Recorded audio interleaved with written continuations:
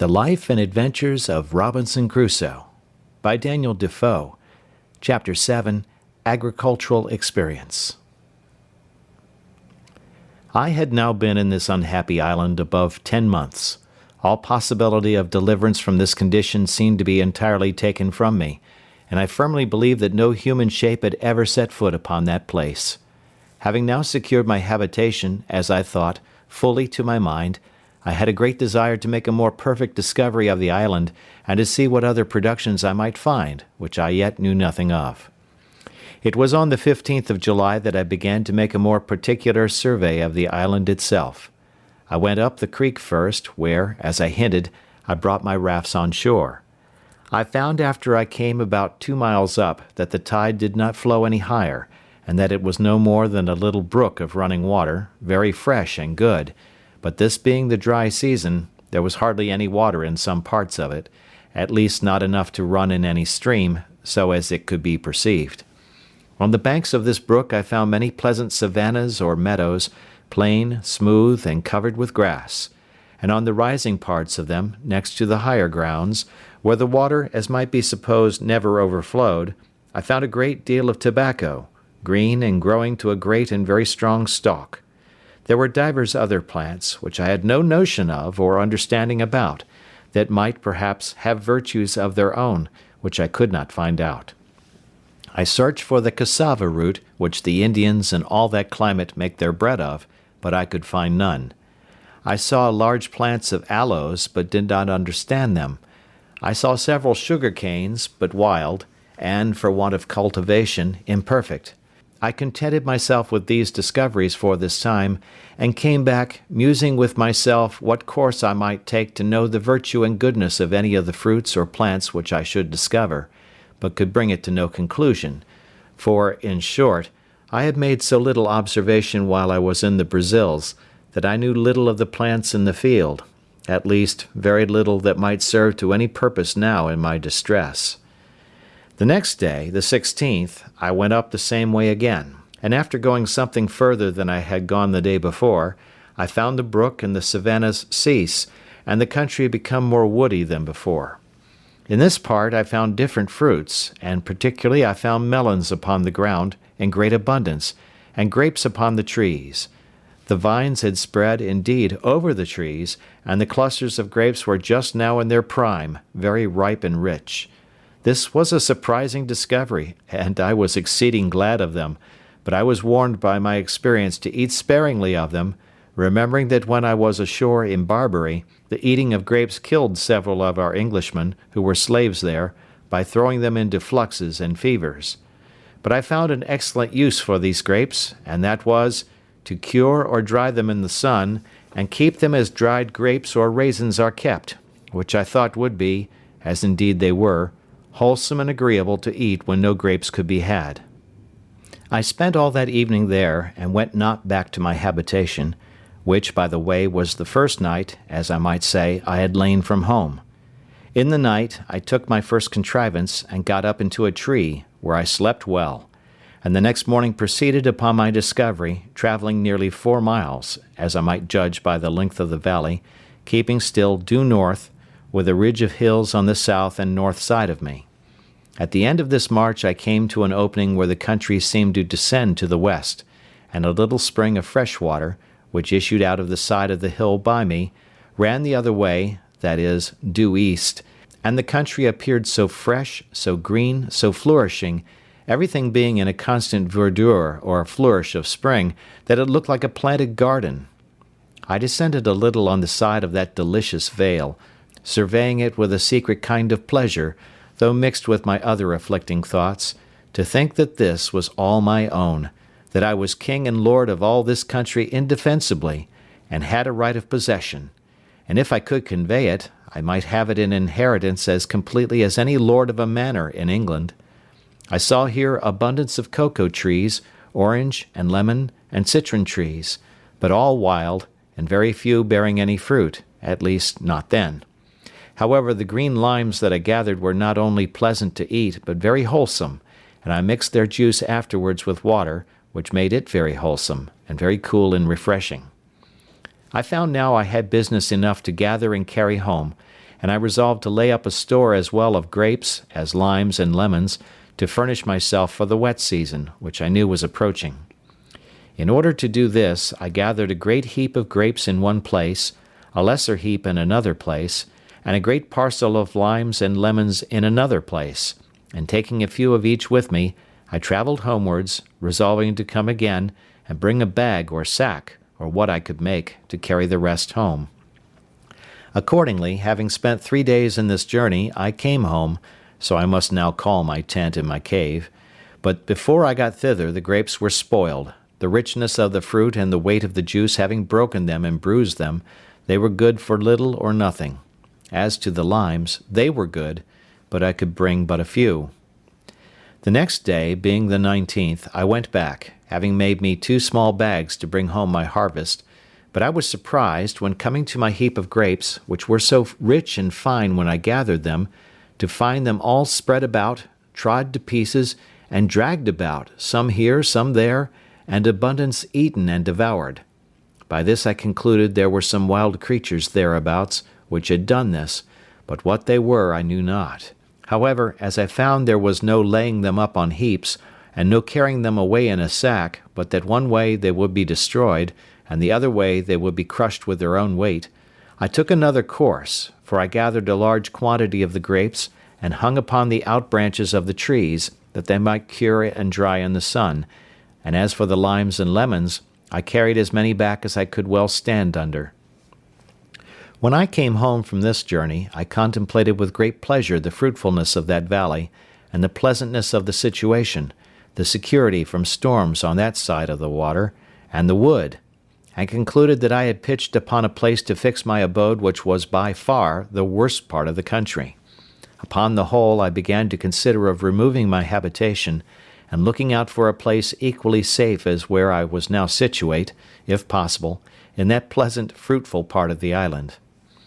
This thought ran long in my head, and I was exceeding fond of it for some time, the pleasantness of the place tempting me. But when I came to a nearer view of it, I considered that I was now by the seaside, where it was at least possible that something might happen to my advantage, and, by the same ill fate that brought me hither, might bring some other unhappy wretches to the same place, and though it was scarce probable that any such thing should ever happen, yet to enclose myself among the hills and woods in the centre of the island was to anticipate my bondage, and to render such an affair not only improbable but impossible, and that therefore I ought not by any means to remove. However, I was so enamoured of this place that I spent much of my time there for the whole of the remaining part of the month of July, and though upon second thoughts I resolved not to remove, yet I built me a little kind of a bower, and surrounded it at a distance with a strong fence, being a double hedge, as high as I could reach, well staked and filled between with brushwood, and here I lay very secure, sometimes 2 or 3 nights together,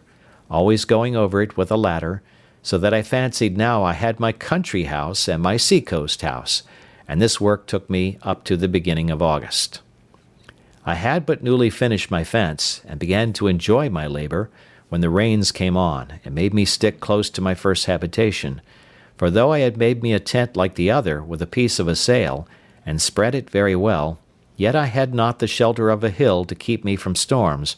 nor a cave behind me to retreat into when the rains were extraordinary. About the beginning of August, as I said, I had finished my bower, and began to enjoy myself. The 3rd of August I found the grapes I had hung up perfectly dried, and indeed were excellent good raisins of the sun, so I began to take them down from the trees, and it was very happy that I did so, for the rains which followed would have spoiled them, and I had lost the best part of my winter food, for I had above 200 large bunches of them. No sooner had I taken them all down, and carried the most of them home to my cave, than it began to rain, and from hence, which was the 14th of August, it rained more or less every day till the middle of October, and sometimes so violently that I could not stir out of my cave for several days. In this season I was much surprised with the increase of my family. I had been concerned for the loss of one of my cats, who ran away from me, or, as I thought, had been dead, and I heard no more tidings of her till, to my astonishment, she came home about the end of August with 3 kittens. This was the more strange to me because, though I had killed a wildcat, as I called it, with my gun, yet I thought it was quite a different kind from our European cats, but the young cats were the same kind of house breed as the old one, and both my cats being females, I thought it very strange. But from these 3 cats I afterwards came to be so pestered with cats that I was forced to kill them like vermin or wild beasts and to drive them from my house as much as possible. From the 14th of August to the 26th, incessant rain, so that I could not stir, and was now very careful not to be much wet. In this confinement I began to be straitened for food, but venturing out twice, I one day killed a goat, and the last day, which was the 26th, found a very large tortoise, which was a treat to me, and my food was regulated thus. I ate a bunch of raisins for my breakfast, a piece of the goat's flesh, or of the turtle, for my dinner, broiled, for to my great misfortune I had no vessel to boil or stew anything, and 2 or 3 of the turtle's eggs for my supper. During this confinement in my cover by the rain, I worked daily 2 or 3 hours at enlarging my cave, and by degrees worked it on towards one side, till I came to the outside of the hill, and made a door or way out, which came beyond my fence or wall, and so I came in and out this way. But I was not perfectly easy at lying so open, for, as I had managed myself before, I was in a perfect enclosure, whereas now I thought I lay exposed, and open for anything to come in upon me, and yet I could not perceive that there was any living thing to fear, the biggest creature that I had yet seen upon the island being a goat. September 30. I was now come to the unhappy anniversary of my landing. I cast up the notches on my post, and found I had been on shore 365 days. I kept this day as a solemn fast, setting it apart for religious exercise, prostrating myself on the ground with the most serious humiliation, confessing my sins to God,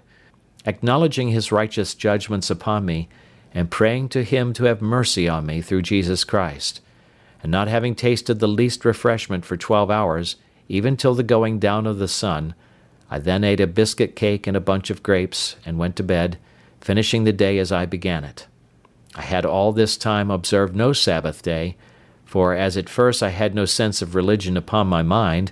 I had, after some time, omitted to distinguish the weeks by making a longer notch than ordinary for the Sabbath day, and so did not really know what any of the days were. But now, having cast up the days as above, I found I had been there a year, so I divided it into weeks, and set apart every 7th day for a Sabbath, though I found at the end of my account I had lost a day or 2 in my reckoning. A little after this my ink began to fail me, and so I contented myself to use it more sparingly, and to write down only the most remarkable events of my life, without continuing a daily memorandum of other things. The rainy season and the dry season began now to appear regular to me, and I learned to divide them so as to provide for them accordingly. But I bought all my experience before I had it, and this I am going to relate was one of the most discouraging experiments that I made. I have mentioned that I had saved a few ears of barley and rice, which I had so surprisingly found spring up, as I thought, of themselves, and I believe there were about 30 stalks of rice, and about 20 of barley, and now I thought it a proper time to sow it after the rains, the sun being in its southern position, going from me. Accordingly I dug up a piece of ground as well as I could with my wooden spade, and dividing it into 2 parts, I sowed my grain.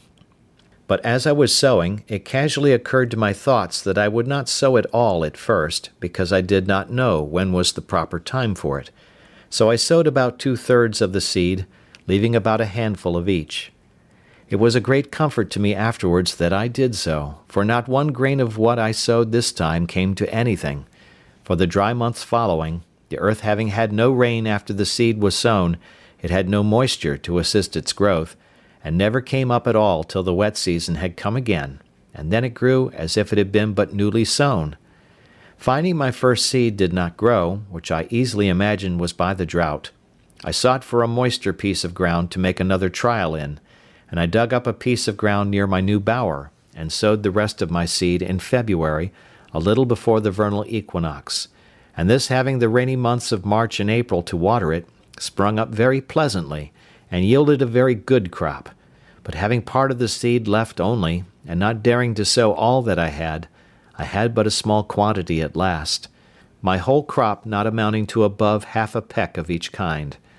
But by this experiment I was made master of my business, and knew exactly when the proper season was to sow, and that I might expect 2 seed times and 2 harvests every year. While this corn was growing, I made a little discovery, which was of use to me afterwards. As soon as the rains were over, and the weather began to settle, which was about the month of November, I made a visit up the country to my bower, where, though I had not been some months, yet I found all things just as I left them.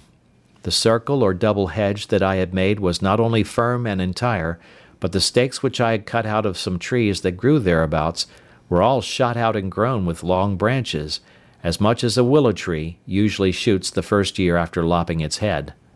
I could not tell what tree to call it that these stakes were cut from. I was surprised, and yet very well pleased, to see the young trees grow, and I pruned them, and led them up to grow as much alike as I could, and it is scarce credible how beautiful a figure they grew into in 3 years, so that though the hedge made a circle of about 25 yards in diameter, yet the trees, for such I might now call them, soon covered it, and it was a complete shade, sufficient to lodge under all the dry season. This made me resolve to cut some more stakes, and make me a hedge like this, and a semicircle round my wall, I mean that of my first dwelling, which I did, and placing the trees or stakes in a double row, at about 8 yards distance from my first fence, they grew presently, and were at first a fine cover to my habitation, and afterwards served as a defence also, as I shall observe in its order. I found now that the seasons of the year might generally be divided, not into summer and winter, as in Europe, but into the rainy seasons and the dry seasons, which were generally thus: the half of February, the whole of March, and the half of April, rainy, the sun being then on or near the equinox; the half of April, the whole of May, June, and July, and the half of August, dry, the sun being then to the north of the line; the half of August, the whole of September, and the half of October, rainy, the sun being then come back; the half of October, the whole of November, December, and January, and the half of February, dry, the sun being then to the south of the line. The rainy seasons sometimes held longer or shorter as the winds happened to blow, but this was the general observation I made. After I had found by experience the ill consequences of being abroad in the rain,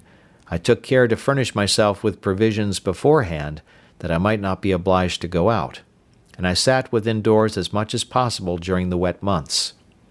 This time I found much employment, and very suitable also to the time, for I found great occasion for many things which I had no way to furnish myself with but by hard labour and constant application. Particularly, I tried many ways to make myself a basket, but all the twigs I could get for the purpose proved so brittle they would do nothing.